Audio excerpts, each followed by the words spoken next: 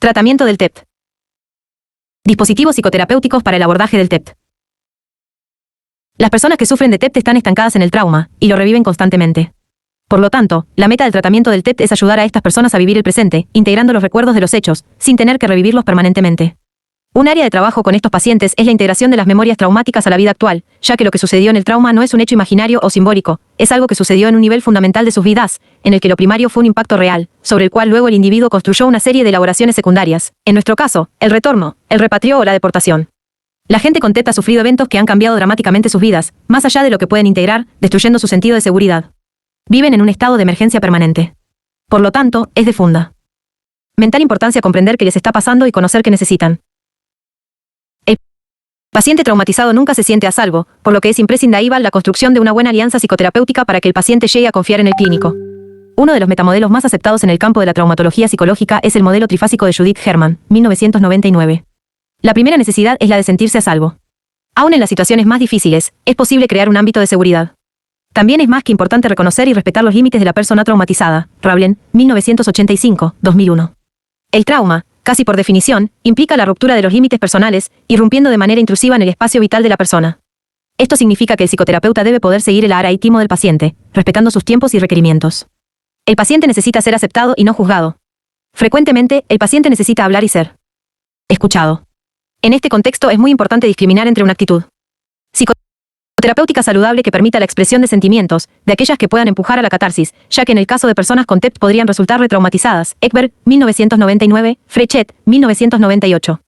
Inmediatamente después del trauma, hasta 72 horas, suele implementarse un modelo conocido como Critical Incident Stress Debriefing, CID, que podría ser traducido como informe del estrés sufrido en un incidente crítico, o Critical Incident Stress Management. En la fase aguda, dentro de las 48 o 72 horas, se pone a salvo a la víctima. Es muy importante aclarar este punto, ya que, en un principio, se trabajaba con el concepto de estrés postraumático relacionado, por ejemplo, con víctimas de accidentes. Pero actualmente entran en esta categoría las personas expuestas a raptos, torturas, abuso infantil, etc., situaciones que pueden tener, además, un desarrollo en el tiempo. Por lo tanto, la primera medida es que la víctima esté a salvo. No se puede hacer ningún tipo de tratamiento si la víctima está, o se siente, desprotegida. En esta etapa el paciente debe volver a tener control interno y externo, es decir, como psicoterapeutas debemos garantizar su seguridad. De la misma manera, debemos aprender a manejar los síntomas que interfieren en su vida y conllevan el riesgo de retraumatización. Berman, 1998. En esta fase aguda, se recomienda hacer ejercicios físicos para ayudar a la metabolización de la adrenalina segregada, la práctica de técnicas de relajación, meditación, visualizaciones, yoga, etc., así como mantener una dieta adecuada. Por ejemplo, evitando el consumo de alcohol o drogas, o excesivas cantidades de azúcar. La búsqueda de reacciones emocionales parece tener efecto en la segunda etapa, después de las primeras 48 o 72 horas. En una segunda fase del tratamiento, se trabaja con distintas técnicas, la mayoría de las veces psicocorporales, tratando de permitir que la persona exprese las emociones que muchas veces quedan contenidas en la coraza muscular. Por lo general, se trabaja por medio de protocolos específicos que se administran al paciente para que pueda recorrer y recuperar todos los hechos que hicieron a la situación traumática, y, al recordarlos, expresar todos sus sentimientos frente al hecho, lo que vio, escuchó, sintió y vivió, pero en un ambiente protegido y sin críticas. Es un ambiente de protección en el cual el paciente puede liberar, descongelar aquella situación que le quedó enquistada. El tratamiento se orienta a que el paciente pueda reconstruir la historia traumática. A causa de su naturaleza, las memorias traumáticas rara vez se presentan linealmente. Los fragmentos, a veces incoherentes, las sensaciones físicas y emocionales, deben transformarse en una narración, permitiendo de esta manera la integración bajo la forma de la memoria explícita o narrativa. Perrenklinger, 2003. En determinado momento, la intervención puede dirigirse hacia la disminución de la ansiedad, junto con la reestructuración cognitiva de la visión del paciente acerca de sí mismo, sentido de autosuficiencia, capacidad de relacionarse, etc., y del mundo, percibido ahora como amenazante. Finalmente, la tercera fase, reconexión, apunta a reconectar al paciente con la vida, con el presente y el futuro, redefiniéndose a sí mismo en el contexto de relaciones y actividades significativas. Quien ha sufrido situaciones traumáticas está como aislado de la vida, entonces, la tercera fase incluye la reinserción en la vida diaria. En esta tercera fase, si el paciente puede haber organizado su vida en torno de la evitación de los disparadores del trauma, la psicoterapia debe ser orientada a la estabilización en el plano social. Hladky, F. 1992. ¿Cómo los seres traumatizados pueden salir de los estados de inmovilidad postraumática? ¿Cómo desbloquear la contracción aguda o crónica de la energía biológica que queda atrapada en la profundidad del cuerpo? Desde la PCB, podemos incluir el factor energético como elemento fundamental para clarificar los efectos complejos del trauma y sus implicaciones psicoterapéuticas. Bellis, 1985, Berseli, 2007, Berman, 1998, Frechet, 1998, Hladky, 1992, Klopstech, 1992, Lewis, 1998, 2000, Resnick Sands, 2002. Los psicoterapeutas corporales somos capaces de reconocer la forma en que las memorias traumáticas son experimentadas por los pacientes como estados corporales en un nivel no verbal. Lewis, 1998, Klopstech, 1992. La hipótesis de trabajo que desarrollamos a la hora de elaborar un protocolo de EMDR es que, trabajando directamente en el nivel corporal y energético, se puede lograr reducir, eliminar o estabilizar la sobreexcitación creada en el trauma y, asimismo, elaborar y metabolizar esas experiencias que pertenecen al pasado. Este protocolo de EMDR permite trabajar en niveles profundos del acorazamiento cerebral, acortando los tiempos de los procesos psicoterapéuticos, ya que de trabajar exclusivamente con PCB estaríamos centrando el abordaje psicoterapéutico en la coraza muscular. Y una de las dificultades centrales en el trabajo con pacientes con TEP es la imposibilidad de su musculatura esquelética de ligar energía. Si bien en el proceso psicoterapéutico es necesario descargar la sobreexcitación producida en el trauma volviendo la energía a los músculos, el trabajo con PCB hace que el proceso psicoterapéutico no pueda ser abordado exclusivamente en 8 sesiones, como planteamos como objetivo en esta investigación para la remisión de toda la sintomatología de TEP. En el abordaje psicoterapéutico del trauma hacemos especial énfasis en la resolución del aspecto energético. La eliminación de la sobrecarga es lo que trae aparejado un alivio en el resto de la sintomatología. Los pacientes deben empezar ganando seguridad en sus propios cuerpos, y esto requiere procedimientos activos y aprendizaje de nuevos recursos, en especial, en lo que hace al contacto con las sensaciones, Goncalves Baasio, 2008.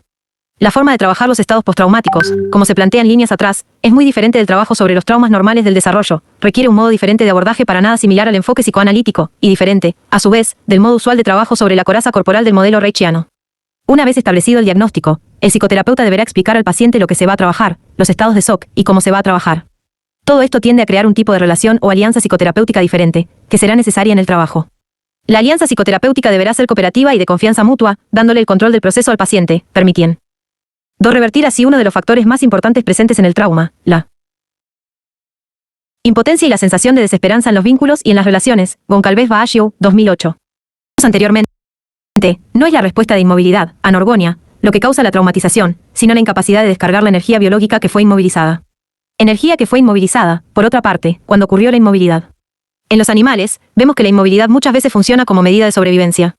Los animales se congelan para luego descongelarse, sin llegar a traumatizarse. Es que, en la evolución, ganar no es lo que cuenta, sino sobrevivir. A la naturaleza no le importa si lo hacemos huyendo, atacando o inmovilizándonos. El organismo será traumatizado solo si su sistema nervioso no es capaz de desinmovilizarse y volver a su anterior funcionamiento.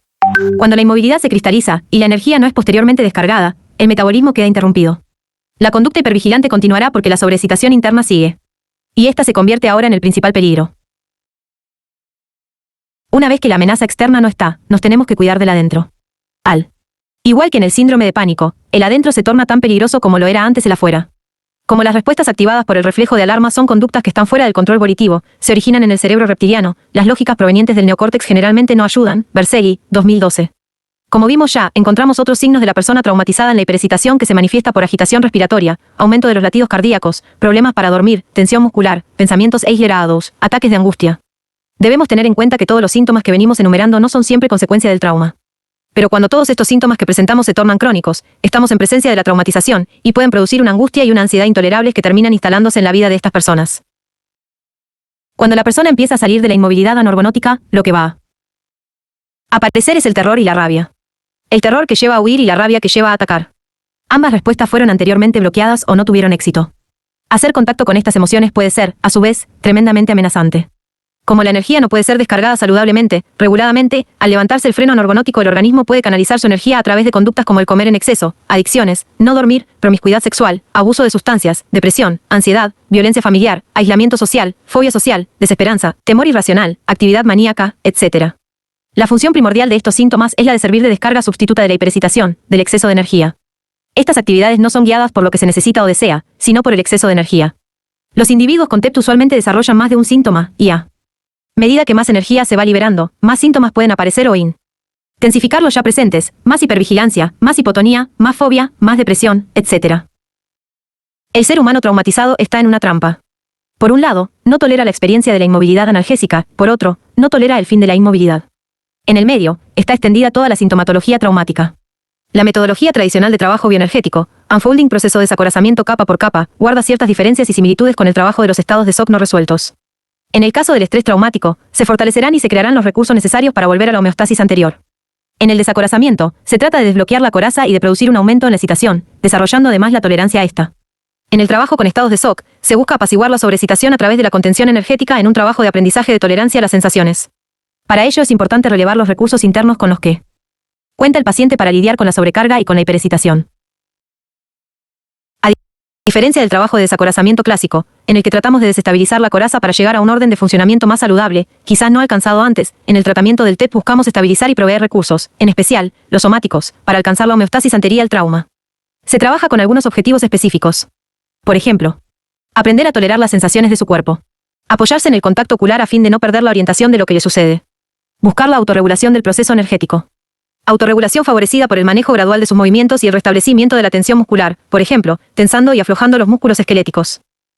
Trabajar la memoria traumática, desbloqueando la coraza cerebral. En el abordaje psicoterapéutico del TEP, la información sensorial es tan importante como el conocimiento cognitivo y emocional. La conciencia sobre las sensaciones del cuerpo son enormemente útiles cuando trabajamos con temas relacionados con el desarrollo, pero son aún más importantes cuando trabajamos con traumas por shock. Las sensaciones del cuerpo son una vía directa al inconsciente y hablan el lenguaje de las partes más viejas y primitivas de la mente. Si bien, en el abordaje psicoterapéutico del TEP, la reestructura cognitiva es importante, el proceso curativo debe incluir necesariamente experiencias corporales. Berceli, 2012, Goncalves Baasio, 2008. En la medida en que la memoria traumática consiste sobre todo en experiencias somatosensoriales, sensaciones, experiencias perceptivas, respuestas de comportamiento y estados afectivos con poca representación verbal, el abordaje clínico de la coraza cerebral adquiere una importancia significativa.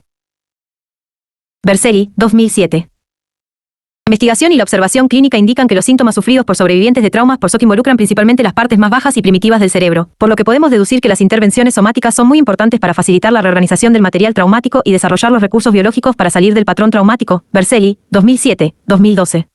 En general, existe acuerdo, entre los profesionales del campo del trauma, en que la cura requiere recordar y de alguna forma procesar el material traumático. Van der Kolk, 1996.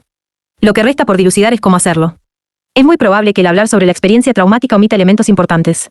En la medida en que partes significativas de las experiencias traumáticas pueden estar disociadas, ellas serían inaccesibles por métodos verbales. Es así que las terapias verbales pueden ser muy efectivas a la hora de lograr una reorganización cognitiva, pero dejan sin analizar las bases fisiológicas, motrices y emocionales de las experiencias traumáticas. Resnick-Sands, 2002. Debemos tomar en cuenta, por otra parte, que las psicoterapias que favorecen la catarsis corren el riesgo de retraumatizar al paciente.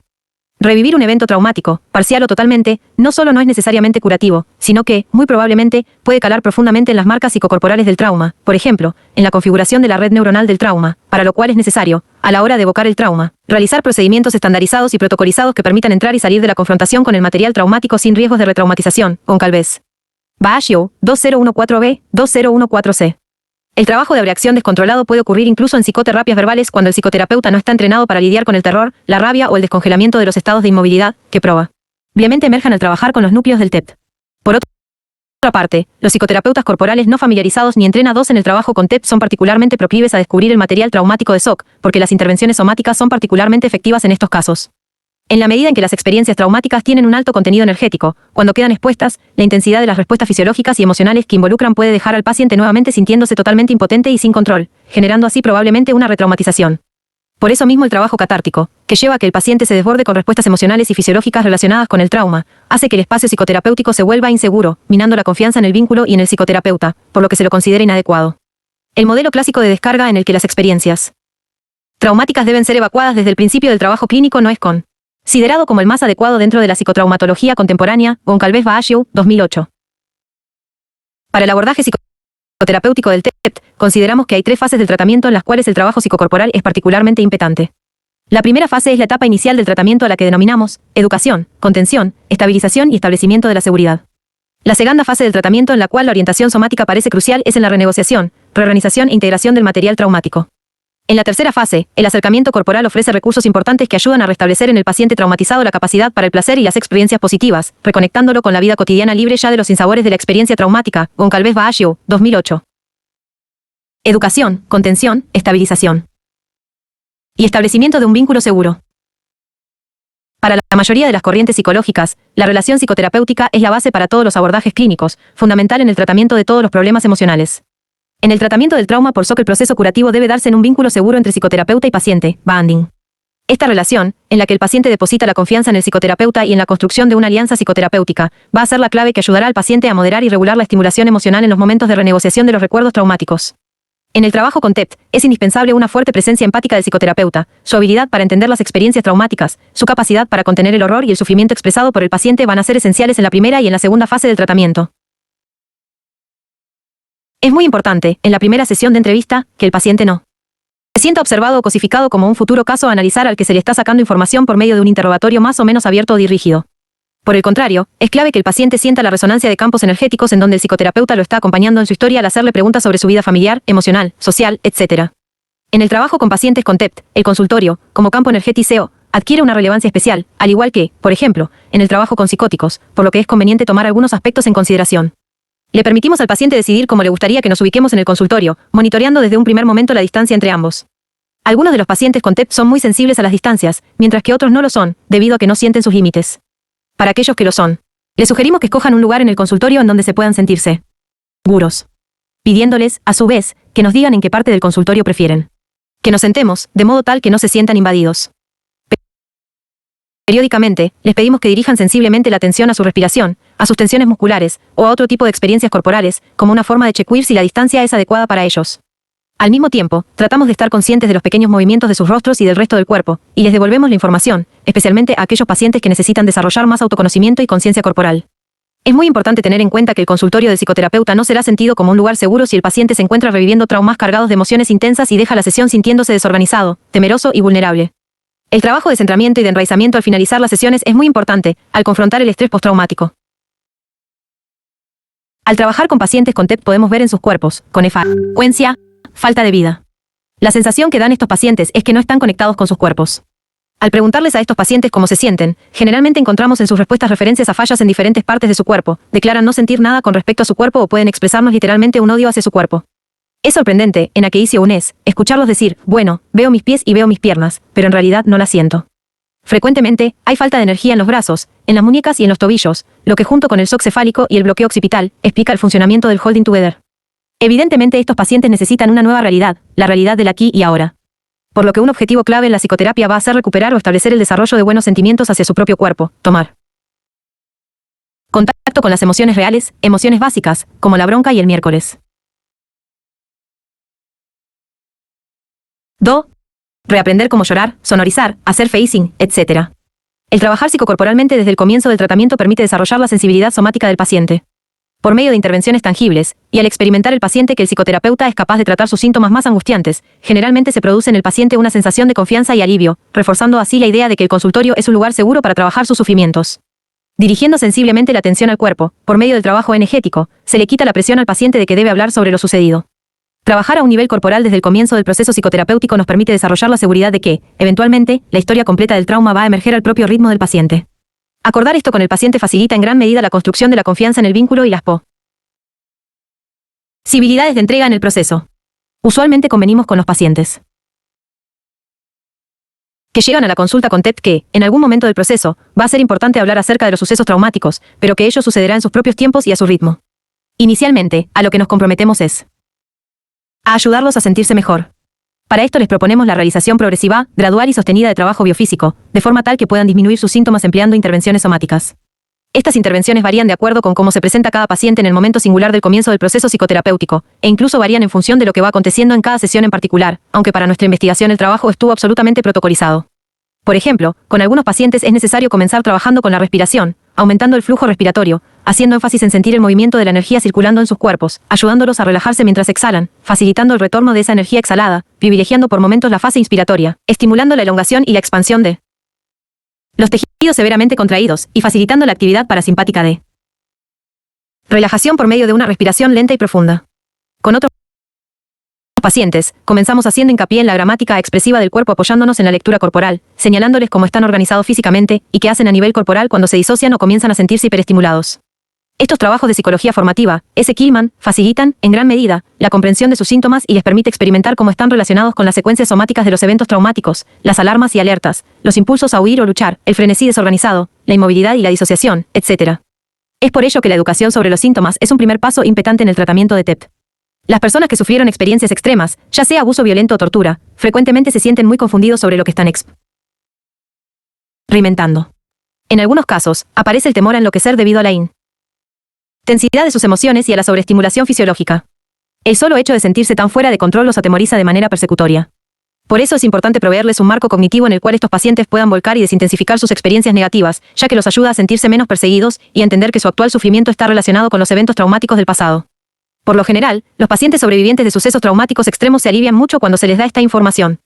Si bien la información no alivia sus síntomas, genera la capacidad de referirse a ellos de una forma diferente. Los pacientes comienzan a considerar sus síntomas como potencialmente manejables, desde que han tenido el suficiente valor para resistir y sobrevivir en situaciones extremas. El sentido de los síntomas puede analizarse así en un contexto más amplio, que incluye necesariamente la inclusión de la dimensión sociohistórica. Aún así tenemos que tomar en cuenta que cada paciente es diferente y que debemos comenzar la renegociación del material traumático prudentemente. Muchas veces vamos a tener que encontrar formas creativas y poco usuales para ayudarlos a comprender sus síntomas angustiantes. En la primera fase, de contención y estabilización, se requiere el desarrollo de recursos internos, pero también de recursos externos. El restablecimiento de soportes externos, necesarios para la estabilización de la vida del paciente, muchas veces se ve complicado fundamentalmente por situaciones económicas, familiares o político-sociales, que trascienden las posibilidades del encuadre y del contrato psicoterapéutico. Por ejemplo, es difícil para nosotros como psicoterapeutas incidir directamente sobre las posibilidades de desarrollo económico de los pacientes. Para una persona con TEP que está empezando un proceso psicoterapéutico es esencial el tener un lugar donde vivir, una fuente de ingresos y contactos humanos significativos en sus vidas, como para poder hacer facing y comenzar a elaborar las situaciones traumáticas. No siempre ocurre así con los pacientes retornados. Si bien como psicoterapeutas muchas veces no podemos cambiarla así. Situaciones externas, si podemos influir directamente en el desarrollo de los recursos internos. Los pacientes con TEP llegan a las primeras consultas con una organización somática en SOC.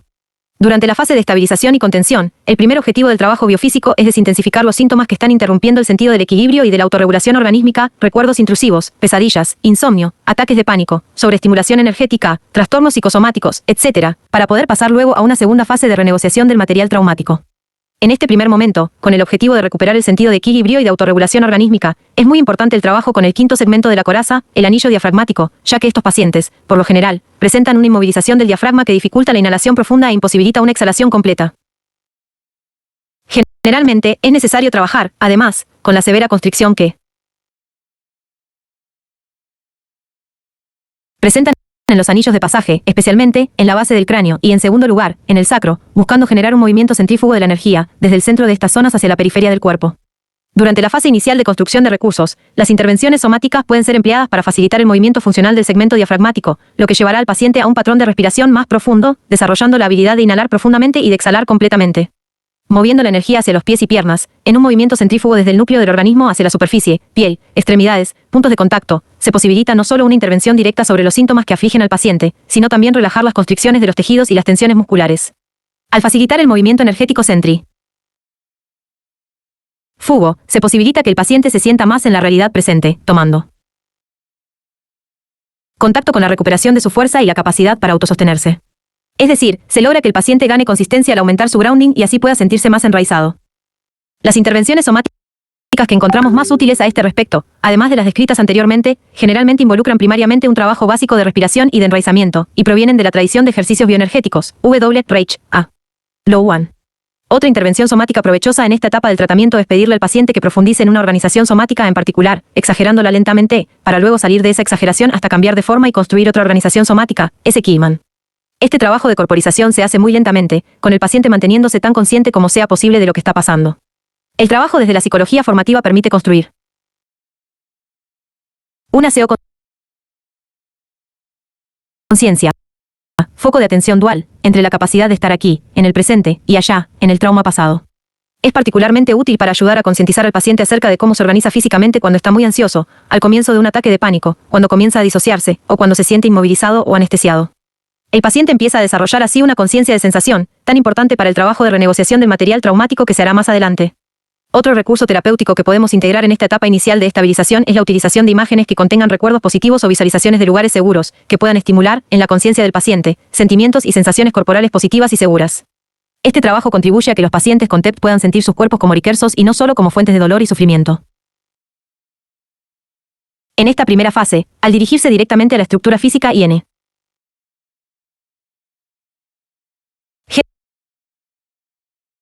de la organización en SOC, se logra una intervención directa sobre los síntomas que afligen al paciente. El propósito del trabajo somático de restaurar el equilibrio biofísico y energético se consigue una vez que los pacientes se comienzan a sentirse, otra vez, en control de sus cuerpos.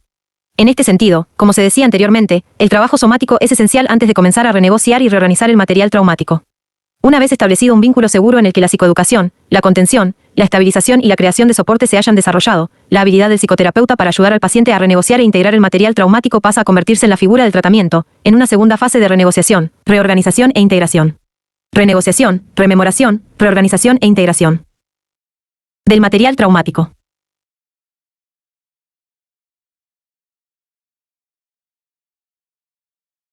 La primera fase de estabilización, contención y construcción de soportes es importante para que el paciente con TEP pueda entender que conocer los sentimientos y la fisiología relacionados con la situación traumática no lo devuelve necesariamente al trauma original y a la violencia, la desesperación y la impotencia asociadas con él. En esta fase de renegociación, rememoración, reorganización e integración es clave evitar la retraumatización.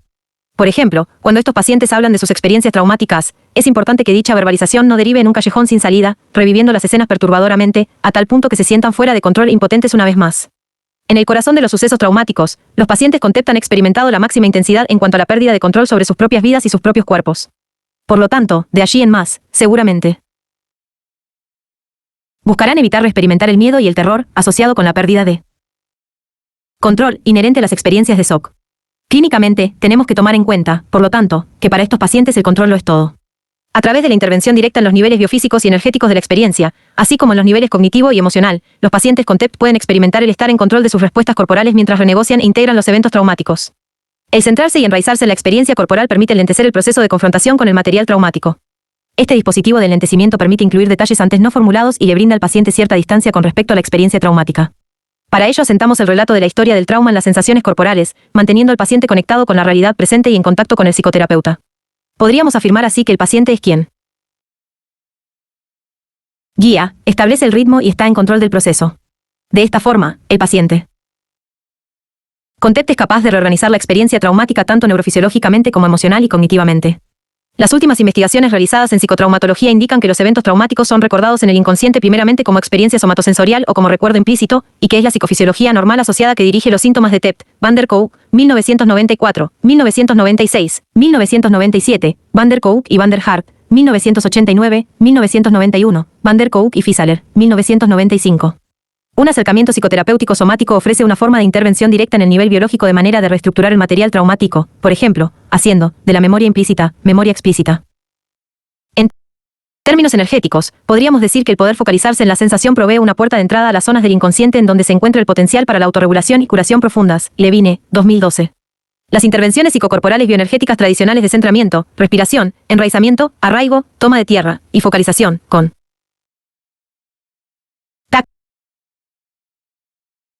facing, permiten disminuir considerablemente los síntomas.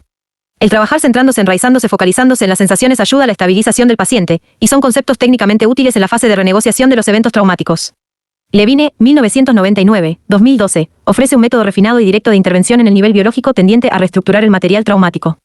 Al proceso de reestructuración cognitiva, es decir, hacer de la memoria implícita, explícita, se superpone la reestructuración organísmica de las respuestas corporales del tronco cerebral primitivo. Esta forma de trabajo, Somatic Experience, desestructura, gradual y progresivamente, las reacciones traumáticas, entendiendo estas como patrones neuromusculares mal adaptados que subyacen a la sintomatología del TEP. Desde el abordaje del dispositivo leviniano, aquellas respuestas al trauma que permanecen incompletas en el sistema nervioso son descongeladas y se les permite completarse.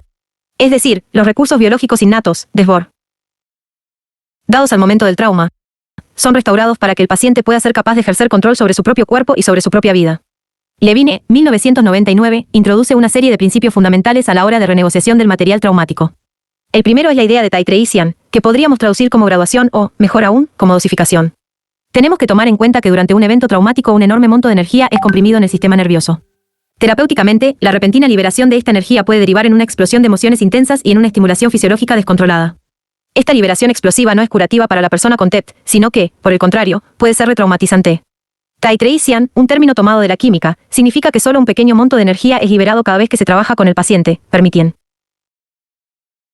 que las sensaciones corporales y las emociones sean asimiladas, y el sistema nervioso puede ajustarse así a cada nuevo nivel de excitación y de descarga. La graduación o dosificación consistiría entonces en un enlentecimiento o desaceleración del proceso de renegociación del material traumático. Si el paciente se torna excesivamente activo desde el punto de vista fisiológico, hasta el punto de entrar en un estado de mucha ansiedad o temor, entonces el psicoterapeuta puede enlentecer el proceso.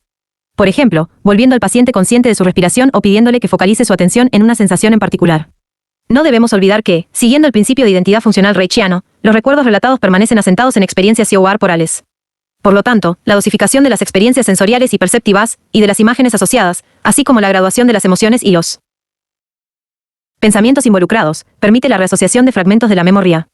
En el relato de los pacientes que fueron atendidos en el G con el protocolo de Hendry et, fuimos percibiendo, sesión tras sesión, una expansión organísmica cada vez mayor, progresiva y gradual, al mantener cada parte de la experiencia traumática anclada en la experiencia corporal. Por ejemplo, si un paciente, en el medio de la sesión, verbaliza, tengo miércoles 2, se le pregunta, ¿en qué parte del cuerpo siente el miedo? El paciente puede responder, aquí, en mi pecho. Entonces, podemos repreguntar, ¿cómo se siente ese miedo en su pecho? El paciente dirá quizás, como un aleteo o como una opresión en mi corazón, dando pie para introducir un trabajo energético para abordar esa sensación medrosa. Es decir, describiendo en detalle y corporizando la experiencia emocional, enlentecemos el proceso, dosificándola. Descarga y brindándole al paciente la distancia necesaria que le permita reasociar. Fragmentos de la memoria traumática. Veremos esta forma de trabajo con mayor profundidad en el próximo capítulo. Señalarle, devolverle, darle feedback sobre lo que uno está viendo en un nivel corporal es importante para el mantenimiento del contacto con el paciente. Veo que tus ojos están parpadeando rápidamente moviéndose hacia un lado y otro, ahora tu respiración se vuelve más superficial, noto cierto temblor en tus brazos y en tus piernas. Es fundamental para este proceso de dosificación trabajar con la emoción más profunda, el miedo, desacoplando el temor o el terror y las respuestas inmovilizantes de las sensaciones. Para ello es esencial mantener al paciente arraigado en la experiencia sensorial. Por un lado, para enlentecer el proceso cuando sea necesario, por otro, para poder estimular las respuestas sobreaintadoras incompletas y los impulsos defensivos bloqueados. En muchos casos, estos emergerán como micromovimientos. Pero imponer movimientos al paciente no es a lo que estamos haciendo referencia. Imponemos una respuesta cuando le pedimos al paciente que golpee, patee o empuje cuando se siente inmovilizado.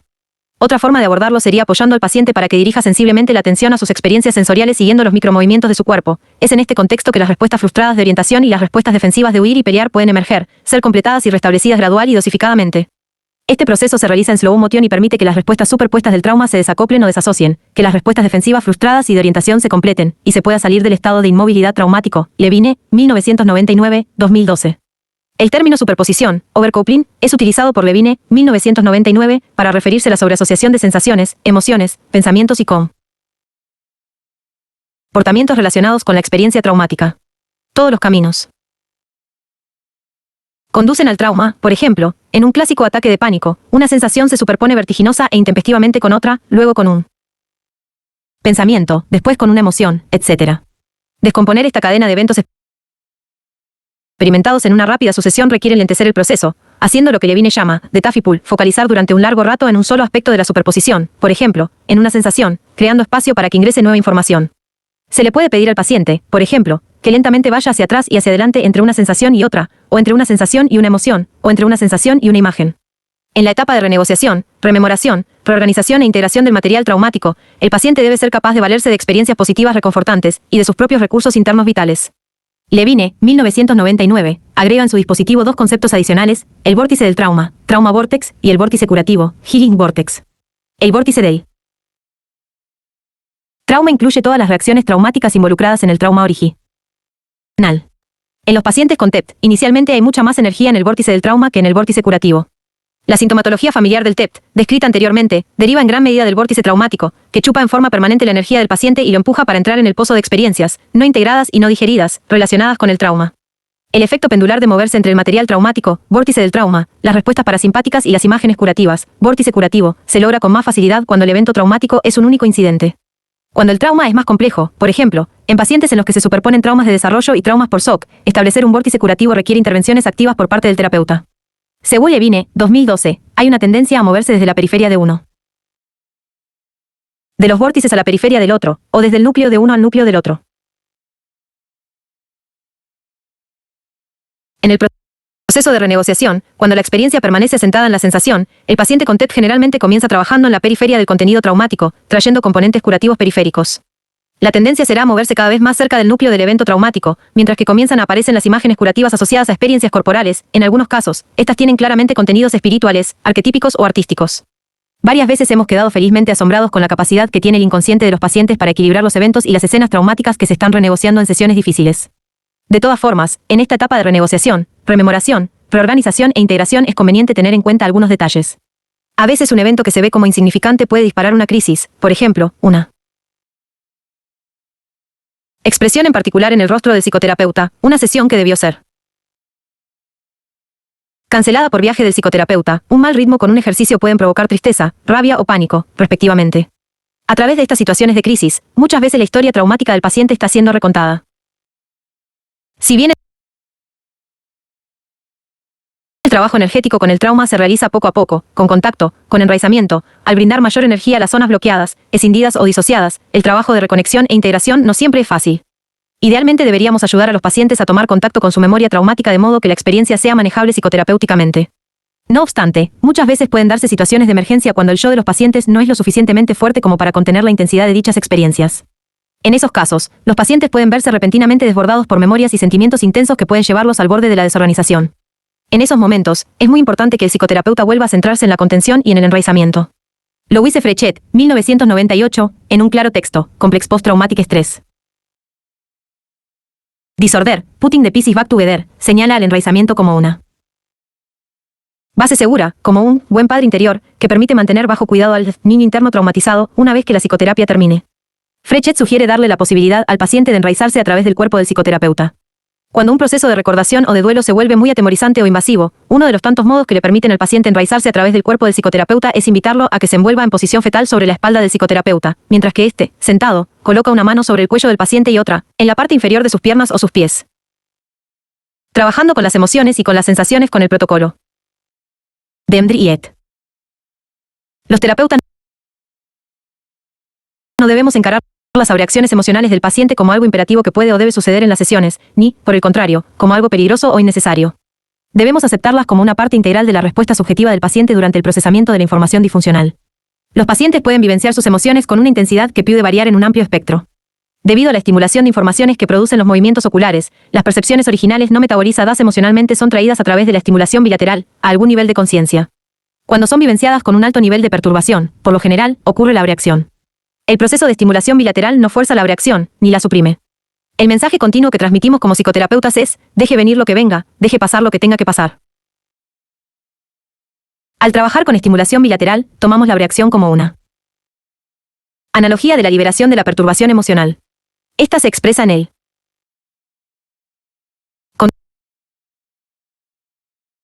contexto de un foco dual, con un paciente orientado al evento traumático pasado, al mismo tiempo que se focaliza en el sentimiento de seguridad y confianza en el presente.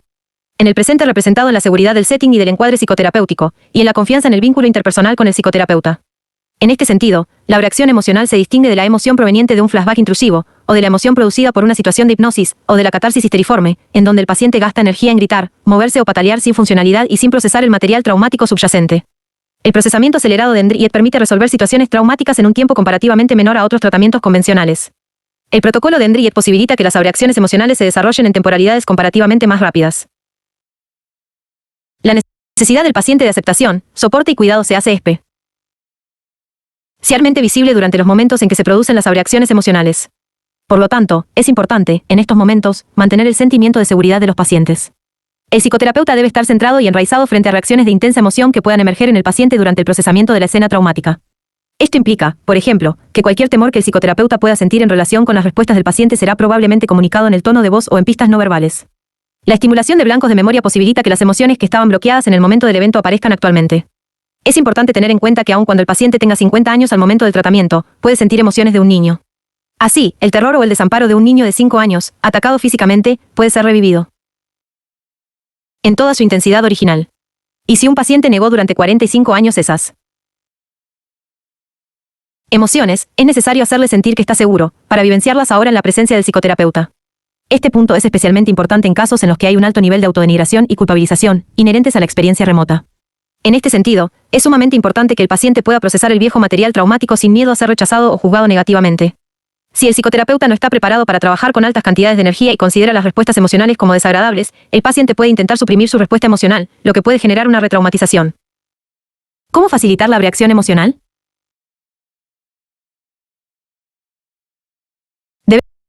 Debemos tomar en cuenta que el evento elegido como blanco a procesar ha sido, en realidad, una fuente de continua disfunción en la vida del paciente. Por lo tanto, Embry no está causando la emoción perturbadora del paciente, sino que está liberándola, desbloqueándola. La abreacción durante el procesamiento es indicador de que el material disfuncional está siendo metabolizado. Generalmente, la abreacción ocurre cuando la información está siendo procesada. Por lo tanto, que la abreacción concluya de manera satisfactoria es un indicador de que la fuente de insatisfacción es simultáneamente resuelta. La abreacción emocional es, entonces, señal de transformación del material perturbador, es un indicador de salud emergente, de autorregulación emocional. Esto no significa que una sesión altamente abreactiva necesariamente resolverá por completo el trauma del paciente.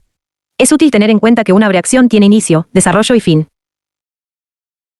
EMDRIET posibilita el procesamiento de las abreacciones en un ritmo acelerado y en un tiempo más acotado. En la mayoría de los casos, la memoria traumática será sustancialmente procesada en sesiones de 60 a 90 minutos. El psicoterapeuta debe mantener una posición de involucramiento equilibrado y de distanciamiento compasivo con relación al paciente. El paciente necesita que el psicoterapeuta le proporcione estabilidad emocional y un sentido presente de seguridad durante la abreacción. Pero también necesita comprensión y compasión, no una fría indiferencia, hiperdistanciamiento, a su visible nivel de sufrimiento, ni por el contrario un hiperinvolucramiento temeroso del psicoterapeuta. Encontrar un equilibrio es difícil en psicoterapeutas que trabajan sin prestar atención a la propia contratransferencia, sobre todo la contratransferencia corporal y energética. Recomendamos que el psicoterapeuta pueda preguntarse qué tipo de soporte le gustaría tener en caso de ser inundado con emociones o sensaciones físicas de terror o desamparo en la infancia. Un psicoterapeuta calmado, atento, no sorprendido por el contenido de las abreacciones, amparando y asumiendo la responsabilidad por la seguridad de la situación, va a generar la confianza necesaria para que el paciente pueda sentirse seguro para continuar con el procesamiento. Deje venir lo que tenga que venir. Deje aparecer lo que aparezca, sin juzgarlo, ni criticarlo. Estas son palabras que alientan al paciente a seguir con el procesamiento. Tranquilizar al paciente con un tono de voz que transmita al mismo tiempo calma y apoyo. Eso, bien, lo estás haciendo muy bien, reafirma que lo que está vivenciando se está desarrollando conforme a lo esperado.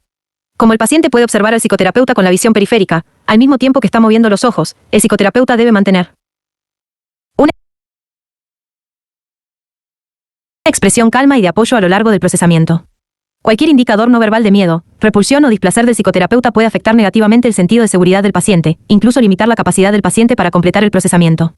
Antes de comenzar, es importante recordarles a los pacientes que están en seguridad en el presente, y que cualquier perturbación que sientan está siendo causada por las cosas viejas y que ahora no están en peligro. Esto implica que el paciente pueda sentir el procesamiento de la experiencia traumática de forma plena, pero sin dejar de mantener un sentido de control, en la seguridad del presente. Previamente se acuerda una señal de stop. Si el paciente hace la señal convenida, el psicoterapeuta interrumpe la estimulación. En general, informamos a los pacientes que aun cuando empiecen a llorar, es importante dejar los ojos abiertos, para que el procesamiento pueda seguir. Si no consigue mantenerlos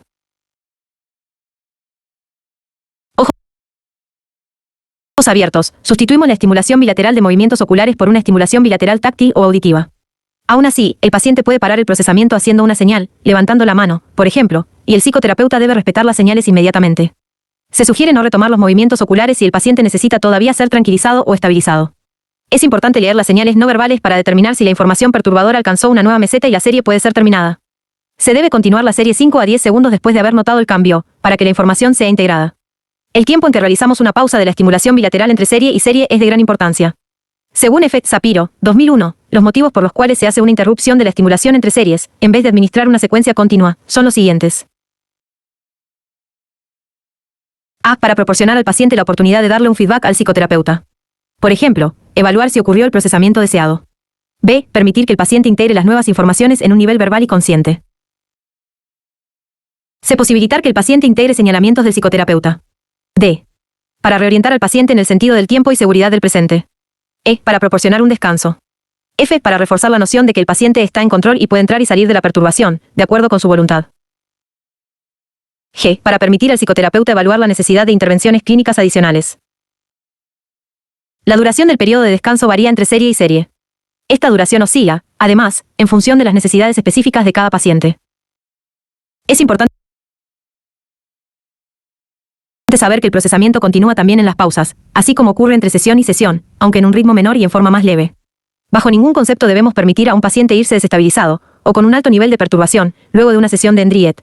Si bien, en general, evitamos los procesamientos catárticos para prevenir el riesgo de que el paciente quede inundado por emociones o sensaciones excesivamente perturbadoras, los procesamientos exclusivamente realizados con EMDR aumentan esta posibilidad. Por el contrario, cuando la expresión emocional del paciente está casi o completamente apagada, alexitimia, no empujamos al paciente a sentir una respuesta emocional. Como alternativa, podemos acelerar el procesamiento o intentar conectar con sensaciones, rastreando los cambios fisiológicos que ocurren cuando surge o emerge una emoción. Si una abreacción persiste sobre el final de la sesión, debemos utilizar técnicas energéticas para desacelerar el procesamiento, TFT, EFT, GI-Banning o EVEN. Actualmente Siguiente técnicas empleadas en ENDR: lugar seguro, visualizaciones, técnica de flujo de luz, movimientos oculares verticales, segundo acting neurovegetativo del análisis reichiano, o entretejidos cognitivos, usándolas como procedimientos de autocontrol que permitan una estabilización del paciente, previo a su salida del consultorio. Se debe hacer énfasis en desarrollar la capacidad del paciente para contener las emociones y no necesariamente expresarlas. ¿Cómo trabajar con las sensaciones? Parafraseando a S. Freud, las sensaciones son una vía regia de acceso al inconsciente. Para acceder a este contenido, más o menos consciente, el psicoterapeuta se focaliza junto con el paciente en hablar el lenguaje de las sensaciones, permitiendo a nos así acercarnos al funcionamiento involuntario del cerebro reptiliano. La idea central de este trabajo es hacer la sensación consciente y sentida. Una sensación sentida no es una experiencia mental sino física que permite focalizarnos desde la conciencia corporal en una situación, en una persona, en un evento, etc. En el trabajo de resolución del trauma, la sensación es la organizadora central luego del daño y la desconexión causados por las dinámicas de subacoplamiento y sobreacoplamiento del trauma. Levine, 2012. Siguiendo lo sugerido por Pelevine, 1999-2012, para focalizarse en las sensaciones. A. El psicoterapeuta usa preguntas abiertas. ¿Qué siente? ¿Qué nota en su cuerpo? ¿Qué está experimentando en ese momento en su cuerpo? ¿Dónde se encuentra esa sensación en el cuerpo? ¿En qué parte del cuerpo la siente? El psicoterapeuta invita curiosamente al paciente a tomar contacto con el lenguaje de las sensaciones. Psico-Goncalves-final, IN 110-30 de mayo de 2019, 12 y 56 del mediodía. Comisión Sectorial de Investigación Científica 111. ¿Está dispuesto a tomar contacto con esa sensación y focalizarse en ella? ¿Qué viene? ¿Qué aparece al focalizarse en esa sensación? ¿Hay algo más que note con respecto a esta sensación? B. Para ayudar a dirigir la atención en la sensación, el psicoterapeuta le pide que la explore con preguntas que inviten a focalizarse en ella, obteniendo la mayor cantidad de detalles posibles. ¿Cuáles son las características de esta sensación? ¿Cómo es? ¿Cómo la describiría? ¿Dónde comienza esa sensación? ¿Dónde termina? ¿Percibe algún punto central en esa sensación? ¿Qué cualidades tiene esa sensación? ¿Tiene color? ¿Tiene forma? ¿Tiene tamaño? ¿Es grande o pequeña? ¿Tiene temperatura? Si fuera una cosa, ¿qué sería? ¿Esa sensación tiene movimiento o está quieta? Si la sensación tiene movimiento, ¿se dirige a alguna dirección? ¿Va de afuera hacia adentro o de adentro hacia afuera? Si la sensación está detenida, ¿cómo se movería si pudiese y hacia? ¿Dónde? Cuando se focaliza en esa sensación, ¿qué sucede en el resto del cuerpo? ¿Qué más percibe? C. El psicoterapeuta ayuda al paciente a vivenciar y ampliar sus sensaciones, dirigiendo su atención a la dimensión temporal, con instrucciones como: si es placentera, focalícese en ella y permítase disfrutar de esa sensación. Si es displacentera, dirija toda su atención a la intención de soltar y dejar pasar esa tensión. Tómese todo el tiempo que necesite. ¿Hay algo que note alrededor de esta sensación? ¿Se intensifica o no cambia nada? ¿Se hace más leve o se hace más pesada? Cuando usted se permite explorar esa sensación, ¿qué sucede luego? Rastree cómo cambia y se libera. Si se vuelve más intensa, buscamos un recurso interno o externo, por ejemplo, buscar una zona del cuerpo que esté menos oprimida. Expandimos la conciencia al resto del cuerpo. Por ejemplo, llevando la conciencia a las extremidades, ayudando al paciente a advertir que están sucediendo otras cosas en su cuerpo. Luego de este trabajo con las sensaciones, en cuando buscamos que el paciente advierta y dirija su atención a la sensación perturbadora hasta que cambie, lo ayudamos a orientarse hacia la habitación, el consultorio, hacia nosotros, el psicoterapeuta, y hacia el tiempo presente. Este movimiento espaciotemporal ayuda a que las sensaciones se vuelvan manejables, y desarrolla progresiva y gradualmente la conciencia focalizada, el enraizamiento y el centramiento internos. El objetivo psicoterapéutico es que el paciente pueda aumentar su capacidad para tolerar las sensaciones perturbadoras sin desbordarse. Saber que el paciente puede regresar de un lugar interno al aquí y ahora construye una sensación de confianza, en su propio ritmo interno. Goncalves Baasio, 1999. Reconexión con la vida cotidiana, restablecimiento de la expansión. De la capacidad para el placer y de las experiencias positivas. Esta fase es clave para revertir el axioma clínico postraumático de que todos los caminos conducen al trauma. La sobreestimulación del sistema nervioso de los pacientes con TEP les dificulta entrar en un estado de relajación parasimpático, necesario para las actividades placenteras. La superposición descrita anteriormente también contribuye a una existencia sin placer. Tenemos que tomar en cuenta que la experiencia de sentimientos extraordinariamente dolorosos y terribles del pasado traumático, abuso sexual infantil, violencia familiar, tortura, etc., en muchos casos bloquea cualquier acceso a recuerdos o experiencias positivas, y determina una disminución en la capacidad para experimentar placer. Usando intervenciones bioenergéticas de centramiento, respiración, enraizamiento, arraigo, toma de tierra y conciencia sensorial, gimnasia consciente, eutonía, Feldenkrais, visualizaciones de recuerdos positivos, frecuentemente. Facilitamos a los pacientes la entrada a estados parasimpáticos más relajados, de manera de que puedan reconectarse con las experiencias de placer. En esta tercera etapa, habiendo enfrentado y superado el pasado traumático, el paciente aprende a recuperar su poder cotidiano, su potencia expansiva, y encara la tarea de crear un futuro. En términos de la psicología del yo, el paciente con TEP ha hecho un duelo por el viejo yo que el trauma destruyó, y ahora debe desarrollar un nuevo yo. Con los pacientes retornados, esta analogía adquiere mucho más sentido. en esta tercera fase del proceso psicoterapéutico, ya que nos focalizamos en darle sentido a la experiencia de retorno, en la cual deben invertir toda su energía para construir una nueva vida en una cultura quizás diferente de la que dejaron atrás. Si la contención fue el objetivo de la primera etapa de la recuperación, la movilidad debe ser el objetivo de la tercera y última fase. En la segunda etapa, con la renegociación del material traumático, se comienza a restablecer la movilidad en todo el cuerpo. El trabajo expresivo no está ya centrado en la liberación de las explosivas emociones reprimidas o disociadas del pasado, sino en profundizar y ampliar el rango de expresión en la vida presente del paciente, lo que vuelve el trabajo psicoterapéutico menos dramático y más placentero. Si bien en el proceso de investigación-asistencia que realizamos con los retornados intentamos trabajar con un buen grado de transversalidad entre la rigurosidad metodológica y la creatividad inventiva, en los 2 primeros años de trabajo, 2011 a 2012, vimos en el curso de los tratamientos que estos pueden derivar en resultados impredecibles, ya que encontramos un alto porcentaje de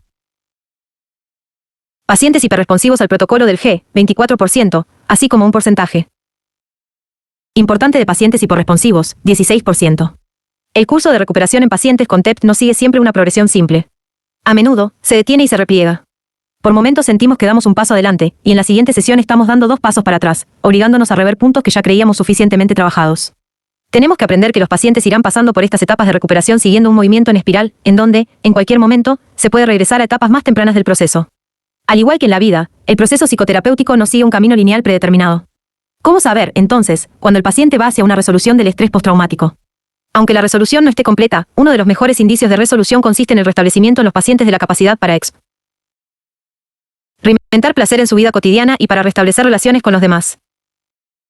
Podríamos definir 7 criterios que serían buenos indicadores para la resolución del trauma.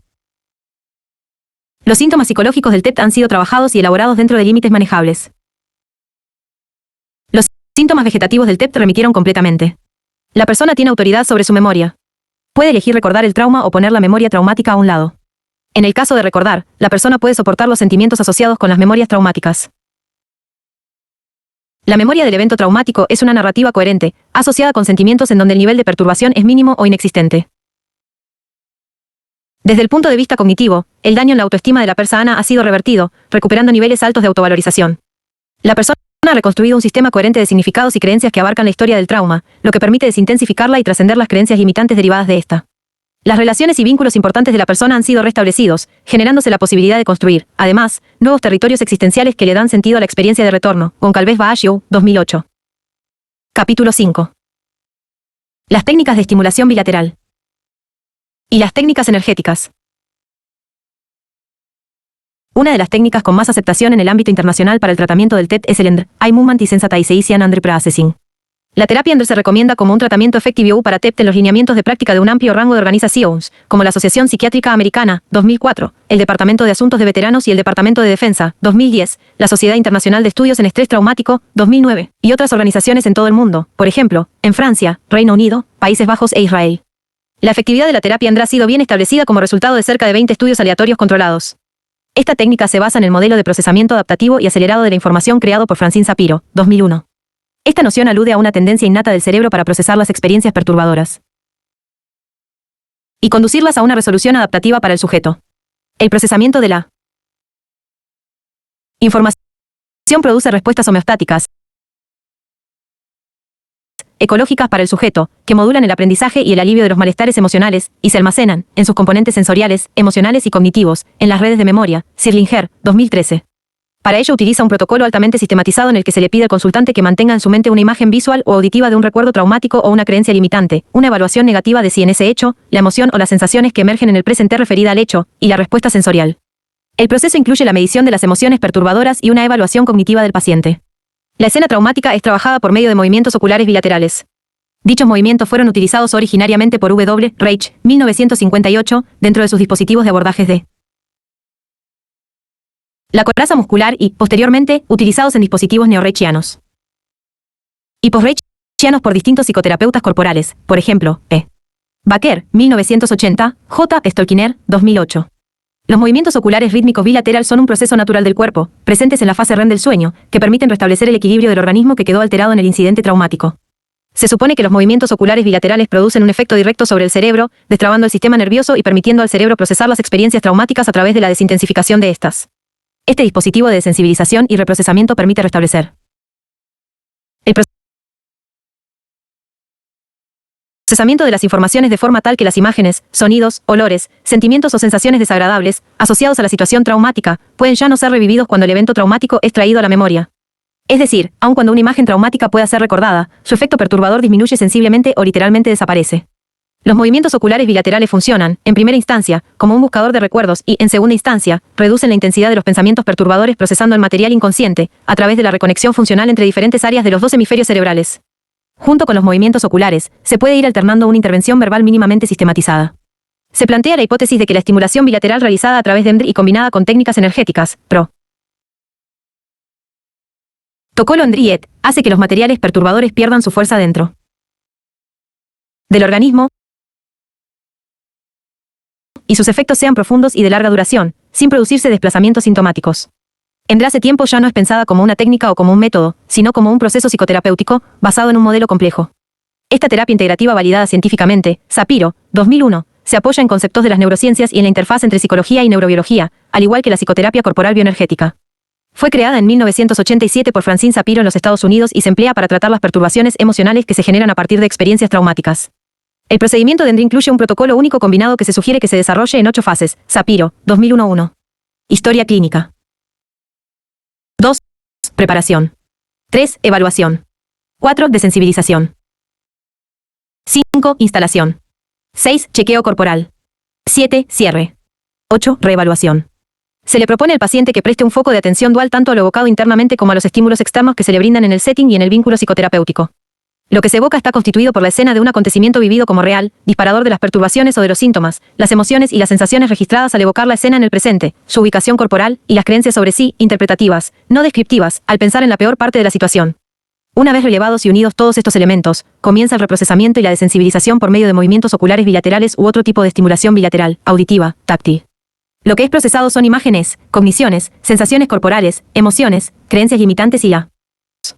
Los procesamientos pueden seguir distintos diseños, estándar, polar, con un brusco pasaje a un estado opuesto, con altos contenidos de abreacción emocional, o permaneciendo y girando en el mismo lugar, looping, Sirlinger, 2013. De no producirse el looping, situación en la que tenemos que utilizar estrategias de desbloqueo, en nuestro caso, todas protocolizadas, podemos vernos sorprendidos por la rapidez con que el paciente obtiene alivio y mejoría de su padecimiento, al mismo tiempo que logra estabilizarse emocionalmente. Este procesamiento acelerado de la información, como consecuencia de la aplicación de la estimulación, sensorial y alternada, posibilita que aparezcan los elementos que estaban encapsulados y sepultados en la coraza cerebral. A través de la estimulación de los órganos sensoriales externos, visión, tacto y oído, según el tipo de estimulación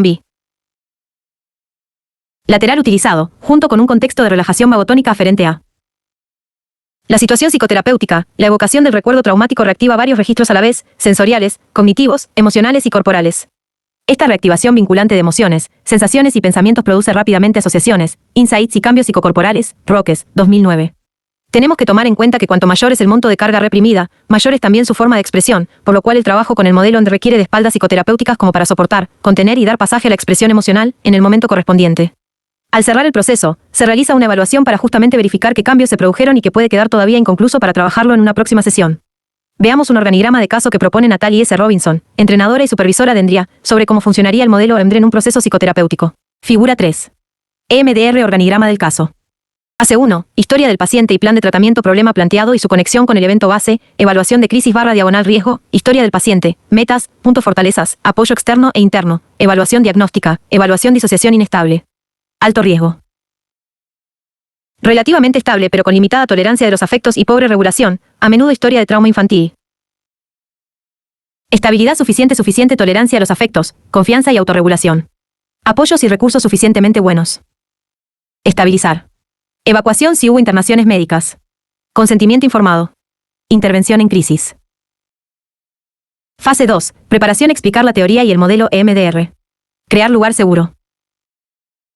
Agregar recursos para fortalecer, calmar, afirmar. Enseñar cómo manejar las emociones. Fortalecer alianza terapéutica.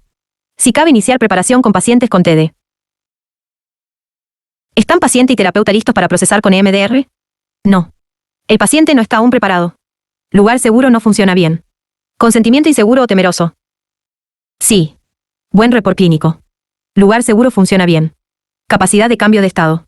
Hay consentimiento informado. Continuar trabajando sobre recursos y crisis, contenedor, crea confianza, psicoeducación, explorar miedos, preparar hasta que el paciente esté listo. Fase 3. Evaluación. Elegir blanco, Lema/recuerdo usando un plan de 3 vertientes: pasado, presente, futuro, elegir imagen específica. Creencia negativa CN. Creencia positiva CPVOC para CP sobre la imagen/evento. Esta estructuración sirve de base para una exploración flexible y creativa. En nuestro caso, optamos por la integración de técnicas para el momento del reprocesamiento y la desensibilización, siguiendo la línea desarrollada por distintos colegas y autores: Hartan, 2008, Salvi, 2006. La SET, técnicas energéticas, creadas originariamente por Wilhelm Reich y desarrolladas posteriormente por A. Louan, de Boadella, S. Killman, G. Boizan, F. Navarro, Pelevine, R. Callahan, G. Craig, entre otros clínicos, parten del presupuesto básico de que las emociones y los síntomas perturbadores pueden tener un evento traumático en su raíz, que puede ser abordado energéticamente desde procedimientos que activen el SNI parasimpático. Cuando el episodio traumático es conocido, el procedimiento consiste en que el consultante recorra mentalmente el episodio traumático repetidamente, al mismo tiempo que se le proponen realizar distintas técnicas energéticas que activen el SNI parasimpático. Estas técnicas son una alternativa a intentar confrontar los pensamientos perturbadores y la perturbación emocional por medio de intervenciones verbales. Utilizando movimientos oculares, estimulación bilateral con técnicas de auto-tapping, acupresiones en puntos específicos y técnicas respiratorias dirigidas y protocolizadas, se interviene directamente, en un nivel profundo, en el desequilibrio del sistema bioenergético corporal. Por medio de estos movimientos oculares, combinados con toques rítmicos y presiones controladas, se procede a golpearse suavemente con la yema de los dedos, varias veces y en forma rítmica, siguiendo una secuencia específica de puntos de acupresión, y otras técnicas de estimulación bilateral auditivas. Se busca intervenir en el campo energético corporal y producir efectos en el campo del pensamiento. El procedimiento es muy simple, no requiere de verbalización y puede ser, luego de aprendido en las primeras sesiones, autoaplicado. A partir de los años 80, las técnicas psicoterapéuticas dentro de la psicoterapia corporal fueron consecuentemente modificadas hacia intervenciones no invasivas, en las que lo maternal, lo empático y lo suave comenzaron a instituirse en estrategias de intervención para la compensación y la reparación del déficit, predominando sobre las estrategias de análisis de conflictos. De la misma manera, la urgencia y la intensidad de los traumas contemporáneos, difícilmente matabalízables y dosificables, fueron desplazando del foco psicoterapéutico a los traumas de desarrollo. Una de las conclusiones que sacamos en la práctica trauma y trastornos de ansiedad en uruguayos retornados, y es que, en este contexto sociohistórico, invertir las energías en el desarrollo de nuevas estrategias clínicas de intervención y en la creación de dispositivos de solidaridad operantes debería ser una prioridad de todo colectivo psicológico que tenga como objetivos intentar desarrollar acciones más efectivas en el campo social. Del año 1999, con la edición del libro Arqueología del Cuerpo, nuestra mayor preocupación académica y científica consistió en desarrollar protocolos de atención breves y focales para las distintas situaciones traumáticas que encontrásemos a la hora de trabajar en programas temáticos integrales de docencia, investigación y extensión en la Facultad de Psicología de la UDELAR. Desde el punto de vista reichiano, sabemos que nuestro organismo tiene una capacidad innata para autorregularse, aun en situaciones adversas. Esta es una de las causas que nos llevó a tomar contacto con los últimos descubrimientos realizados por las neurociencias y con los procedimientos terapéuticos de la psicotraumatología contemporánea, EMDR, TFT, TIR, TIC, AMS, PET, VKD, C, EFT, etc., que posibilitan activar los mecanismos naturales de cura que se encuentran en nuestro cuerpo. Los psicoterapeutas corporales hemos trabajado desde los comienzos de nuestra práctica clínica con técnicas de estimulación bilateral que utilizan la capacidad innata de nuestro cerebro para el desbloqueo, la desintensificación y el procesamiento de las situaciones traumáticas. El análisis bioenergético y el análisis reichiano han desarrollado dichas técnicas apoyándose en el concepto reichiano de autorregulación organísmica. A través de movimientos oculares con o sin estimulación luminosa, a través del toque terapéutico y a través de la realización de actings neurovegetativos reichianos y de ejercicios estándar de la bioenergética loweniana, la clínica psicocorporal desarrolló una amplia gama de intervenciones somáticas y verbales que tienen una gran convergencia con las herramientas de la psicotraumatología contemporánea. Desde nuestro abordaje bioenergético y reichiano, subrayamos la importancia de ubicar la emoción en el cuerpo, sosteniendo la conexión mente-cuerpo a través de los procesos energéticos. La identidad funcional entre procesos energéticos, procesos emocionales y procesos somáticos es uno de los conceptos que rige dicha práctica clínica, lo que permite trabajar simultánea o alternativamente con las sensaciones, las emociones, los pensamientos y las cogniciones, sin caer en ningún dualismo sobrecodificador. La hipótesis que maneja la psicoterapia corporal bioenergética es que la estimulación de los mecanismos naturales de autorregulación inherentes a cada sujeto pone en marcha el sistema de procesamiento de información del cerebro, desbloqueando la coraza cerebral y permitiendo movilizar la energía ligada al trauma. Esta energía queda libre, fortaleciendo el yo, devolviendo solidez al cuerpo, que pasa a ser un lugar más confiable y consistente, potencializado por la nueva circulación de flujos, antes bloqueados, en el marco de una nueva dinámica de funcionamiento energético. La duración de los tratamientos varía de acuerdo con cada situación, pero se ha visto que algunos procesos que han llevado años y que se encontraban estancados, logran dinamizarse de manera sorprendente al usar combinadamente herramientas de la psicoterapia corporal bioenergética y de la psicotraumatología contemporánea. El objetivo de esta investigación fue crear un protocolo de atención de los trastornos de ansiedad que permitiese remitir la sintomatología del TEP en menos de 8 sesiones. En los procedimientos breves y focales, el psicoterapeuta trabaja en un primer momento sobre la identificación del incidente traumático, partiendo de la base de que en el fondo de toda patología hay una situación traumática con un miedo básico que le dio origen. Posteriormente, utiliza un protocolo estructurado que ayuda al paciente a seleccionar los aspectos que le generan mayor monto de angustia. Durante la estimulación bilateral, aparecen partes de la memoria traumática junto con otros recuerdos olvidados, bloqueados o escindidos.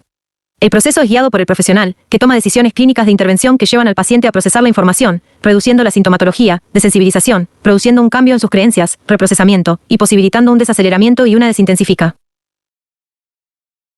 de los incidentes traumáticos, desbloqueando la energía que permanecía ligada disfuncionalmente en el sistema nervioso. Los desbloqueos de flujos energéticos se producen más rápidamente y liberan a los pacientes de prisiones históricas, traumas. La energía liberada de la fijación traumática se torna así disponible para el placer de vivir y para la producción deseante, lo que mejora considerablemente la calidad de vida, la autoestima y los vínculos, tanto en calidad como en intensidad. El gran aporte de estas nuevas prácticas clínicas del campo del trauma es que han logrado investigar y enunciar algo que estaba allí, sistematizándolo en una estrategia y en una tecnología que subvierte viejos principios de la clínica. De aquí en más, lo breve y focal puede ser a la vez profundo y altamente efectivo, aún desde la primera sesión, y es, además, un método de transmisión sencilla, económico y fácilmente incorporable a todas las culturas, idiomas y niveles intelectuales. De esta manera, podemos romper con el viejo paradigma consumista de que lo más efectivo es lo más costoso, o de que lo más profundo debe ser prolongado en el tiempo, y de que solo desde la medicina de orientación tecnológica o psicofarmacológica se pueden obtener resultados confiables. Desde hace años, la práctica clínica cotidiana nos pone en contacto con el reconocimiento de nuestros propios límites en el ejercicio de tratamientos establecidos como válidos en otras épocas, lo que crea la necesidad inmanente de desarrollar nuevas estrategias clínicas de intervención para los síntomas contemporáneos. Es cada vez mayor el número de personas interesadas en ampliar sus posibilidades de experiencia, en desarrollar nuevos sentidos para sus vidas, en aumentar su capacidad de contacto consigo mismas, con los otros y con los acontecimientos sociales. Desde hace ya bastante tiempo, los pacientes comenzaron a querer ser, entre otras cosas, escuchados de otro modo. Estas nuevas demandas fueron surgiendo de la mano de las frustraciones impuestas por las limitaciones del trabajo científico tradicional. La ortodoxia de la atención psicológica, en nuestro medio, tradicional y hegemónicamente psicoanalítica o cognitivo-conductual, se ha visto interpelada por nuevos dispositivos. Es así que, en los últimos 20 años en nuestro país, la comunidad psicoterapéutica se ha visto constantemente bombardeada con una gran cantidad de ofertas de técnicas y corrientes psicológicas. Estas terapias, que ofician a veces de alternativas, convergentes o complementarias, se fueron decantando a corto plazo, dando lugar solo a aquellas que se afirmen en su madurez conceptual y técnica, en su potencia instituyente discursiva, en su producción académico-científica, en su inserción institucional, en resultados positivos clínicamente comprobables y, fundamentalmente, en la consistencia ética entre pensamiento y práctica. Capacidad que les posibilitará continuar con su desarrollo, a pesar de las adversidades circunstanciales o estructurales que debiesen enfrentar. En la medida en que estas técnicas neotéricas posibilitan desarrollar una práctica de intervención profunda, no invasiva, auto y correguladora, no directi. Centrada en la persona, desde una perspectiva estratégica, podemos pensar que permiten revertir la mayor enfermedad que padecemos al entregarnos, dependiente y pasivamente, a un sistema de salud mecanicista, la ignorancia sobre nuestro propio potencial curativo. Probablemente las herramientas de la psicotraumatología contemporánea sean, en este sentido, los métodos más importantes desarrollados en la psicoterapia en los últimos 50 años. Sin embargo, es importante agregar que hemos constatado una sistematizada tendencia, tanto en su transmisión didáctica como en la intervención clínica, a que estas técnicas se utilicen de manera generalizada, en el marco de dispositivos de neoprogramación lingüística y cognitivo-conductual en excesos simplistas que, entre otros efectos, producen una homogeneización desingularizante de los pacientes, y eliminan peligrosamente, además, la singularidad, el inconsciente político y las dimensiones sociohistóricas de las demandas. Es por ello que desde la coordinación del programa Psicoterapias, Teorías y Técnicas del Instituto de Psicología Clínica, hemos considerado de central importancia redefinir la clínica desde una perspectiva polisémica de la multiplicidad y profundizar en la integración de nuevos abordajes terapéuticos y en la creación de dispositivos creativos de intervención que permitan trabajar con una población cada vez más traumatizada. Es una redefinición de la clínica que implica un ir y venir permanente entre lo social y lo individual, entre lo singular y lo colectivo, para intensificar las líneas de vida, desde estrategias vitales de solidaridad y apoyo mutuo.